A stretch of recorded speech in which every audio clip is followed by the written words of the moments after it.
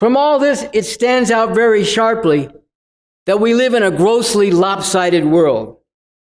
A world where a few dozen billionaires have as much wealth as the poorer half of humanity, and a small number of ruling classes in a small number of countries dominate, oppress, and control the destiny of the masses of humanity, with consequences that are already terrible and could before long become catastrophic. And in everything that I've been shining a light on regarding the world we live in under the domination of capitalism-imperialism, we are seeing the consequences of a system based on the private appropriation by competing centers of capital of wealth that is socially produced through networks of production involving vast numbers, ultimately billions of people all over the globe, who are forced now to work in conditions and relations of production that exploit and dehumanize them. It is not simply greed that drives these capitalists to constantly seek ways to more ruthlessly exploit people. It is the fact that if they do not do this, or if some other capitalists do it more successfully, that is, even more ruthlessly, then they will face the prospect of not just falling behind, but actually going under, eaten up by other capitalist sharks. It is the private appropriation of socially produced wealth and the anarchy, the feverish competition and contention that results from this, which ultimately underlies and drives all the horrors that are concentrated in the 5 stops and the conditions to which the masses of humanity are continually subjected. The solution is to replace this system of private appropriation with a system where the socially produced wealth is also socially appropriated by a government actually representing the masses of people instead of a class of capitalist exploiters. And this wealth is then utilized on the basis of conscious planning in the interests and for the benefit of the people of society and ultimately the whole world. How this can be done is spelled out in the Constitution for the new Socialist Republic in North America. This is the fundamental difference between the society and world we have with the system of capitalism-imperialism that we are forced to live under and the world we could have. The bridge between these two worlds is revolution, a real revolution. Let's be honest, this is a difficult road, but there is no other way to finally put an end to the horrors that are continually brought forth by this system. And as hard as this is, it is possible if we go about it the right way, with the right outlook and approach, the right goals and methods, the right strategy and plan. So this is what I'm going to dig into through the course of this talk. First, let's return to the crucial question of what revolution really means. At the very beginning of how we can win, this is made very clear. An actual revolution does not mean trying to make some changes within this system. It means overthrowing this system and bringing into being a radically different and far better system. Radical means getting to the root, digging up the old system by its roots and replacing it with a fundamentally different system.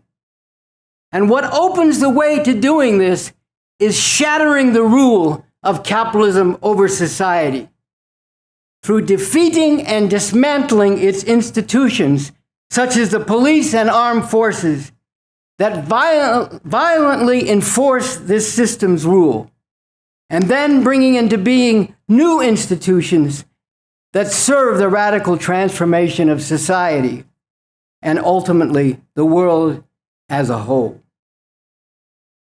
How this could be done is something I will speak to in the second part of this talk. Here I want to underline the point that this is completely different than just winning some reforms under this system. certain government concessions to the fight against injustice, for example, civil rights legislation, DACA, which granted temporary legal status to some immigrants brought here as children, or court decisions establishing the right to abortion and gay marriage. These were hard-fought victories. But the problem is that they are and can only be partial victories, dealing with only some aspects of oppression under this system, but not eliminating the oppression as a whole or the source of this oppression, which is the system itself. And as we are seeing, even where such partial victories are won, so long as this system remains in power, there will be powerful forces who will move to attack and undermine and seek to reverse even these partial gains. It is also very important to understand the difference between the possibility for certain individuals or even a certain section of the oppressed to improve their conditions or to make it under this system, and the reality that for the masses of oppressed people, the only way they can escape their conditions of oppression is by abolishing the system that maintains them in these conditions. Of course, the rulers of this system and their political operatives and media mouthpieces are forever pointing to the success stories of people who have risen from the ranks of the poor and oppressed to become rich and famous, or at least to realize the great American dream of becoming middle class. This is like going to a casino where by far most who play are played for suckers and sink deeper into a hole, while every time there is a winner, it is loudly celebrated, often with bells, sirens, and so on, to make people believe that if they just keep playing, they too can become winners. This touches on something of great importance: the relation between individuals and the larger society and world of which they are a part. Everyone, of course, exists as an individual. But at the same time, the larger society and world establishes the conditions within which individuals exist and function and shapes their outlook and values. Even the aspirations and the felt needs of individuals are shaped in this way.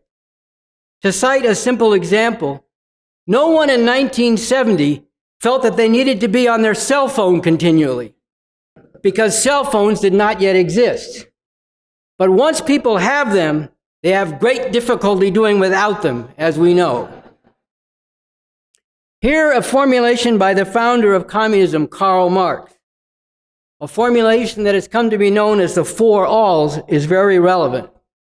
Marx wrote that the communist revolution requires and involves the abolition of all class distinctions among people, the abolition of all the production relations, the economic relations on which those class distinctions rest, the abolition of all the social relations that correspond to those production relations, and the revolutionizing of all the ideas that correspond to those social relations. Among other important insights that can be gained from what Marx is getting at here is the understanding that while, again, people exist as individuals, and their individuality is important and should be given due weight, overall it is the prevailing economic relations and the corresponding social relations and ideas that in a fundamental and overall sense shape individuals and individual aspirations. The divisions among people in a society like this, including the unequal and oppressive divisions between rich and poor, white and non-white, men and women, and so on, are real and objective. Democratic Party politicians keep saying things like, Trump is dividing us instead of uniting us. But these divisions are not caused by the divisiveness of someone like Trump. Trump makes use of these divisions in pursuit of his fascist agenda, but neither he nor anyone else has caused or could have caused these divisions. They are rooted in the very nature, functioning, and requirements of this system, in the way all this has historically evolved. To eliminate these divisions, it is necessary to eliminate this system.